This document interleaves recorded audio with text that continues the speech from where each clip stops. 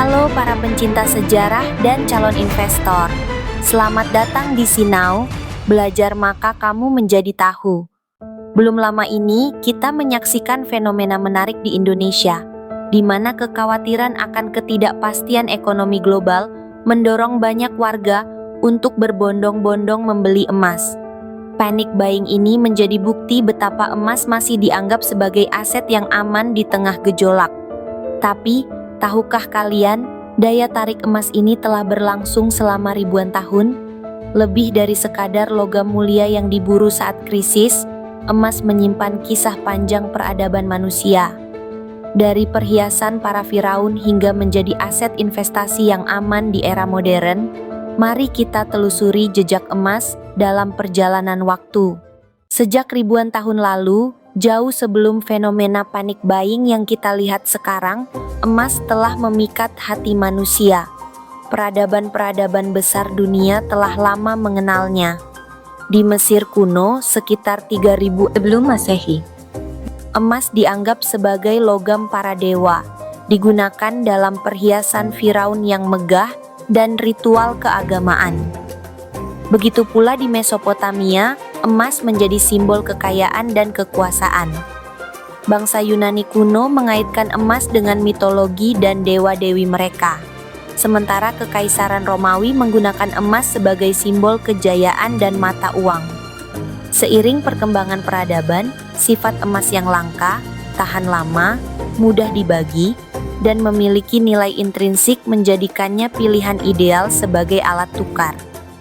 Jauh sebelum menjadi aset yang diburu saat panic buying, bangsa Lydia di Asia Kecil dipercaya sebagai yang pertama kali mencetak koin emas sekitar abad ke-7 sebelum Masehi. Inovasi ini kemudian menyebar ke seluruh dunia, memfasilitasi perdagangan dan pertumbuhan ekonomi. Kekaisaran Romawi dengan koin emasnya mendominasi perdagangan di Eropa selama berabad-abad. Emas menjadi standar nilai yang diakui secara luas. Di abad pertengahan Eropa, emas tetap menjadi simbol kekayaan dan kekuasaan para bangsawan.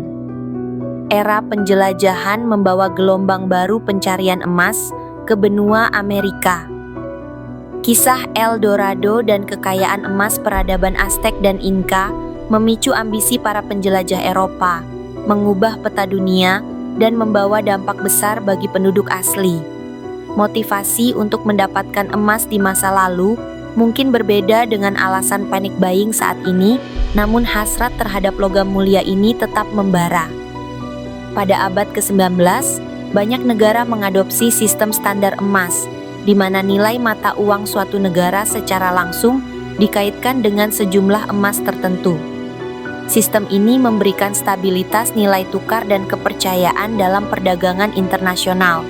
Meskipun sistem ini berbeda dengan bagaimana individu membeli emas saat panic buying, keduanya menunjukkan keyakinan terhadap nilai fundamental emas. Namun, sistem standar emas akhirnya runtuh pada abad ke-20. Perjanjian Bretton Woods pasca Perang Dunia II sempat kembali mematok nilai mata uang terhadap dolar AS yang saat itu didukung oleh cadangan emas. Namun sistem ini pun berakhir pada tahun 1971. Meskipun tidak lagi menjadi standar moneter global, emas tetap memegang peranan penting dalam dunia keuangan modern, terutama sebagai aset investasi yang aman atau safe haven. Fenomena panic buying emas di Indonesia yang baru-baru ini terjadi adalah salah satu contoh nyatanya. Di tengah ketidakpastian ekonomi dan geopolitik, investor sering beralih ke emas untuk melindungi nilai kekayaan mereka. Emas dianggap sebagai lindung nilai terhadap inflasi dan devaluasi mata uang.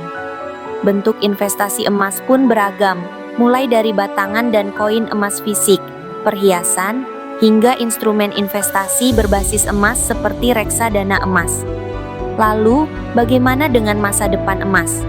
Selain sebagai aset investasi yang kita lihat, emas juga memiliki peran penting dalam berbagai industri, seperti elektronik dan medis, karena sifat konduktivitas dan inertnya. Permintaan emas global terus meningkat, didorong oleh pertumbuhan ekonomi di negara-negara berkembang dan ketidakpastian global.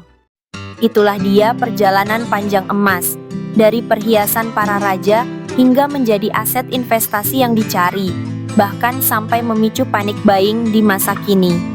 Bagaimana pendapat kalian tentang peran emas di masa kini dan masa depan? Jangan ragu untuk berbagi di kolom komentar di bawah. Jika kalian menikmati video ini, jangan lupa untuk like, share, dan subscribe untuk konten menarik lainnya tentang sejarah dan investasi. Sampai jumpa di video berikutnya.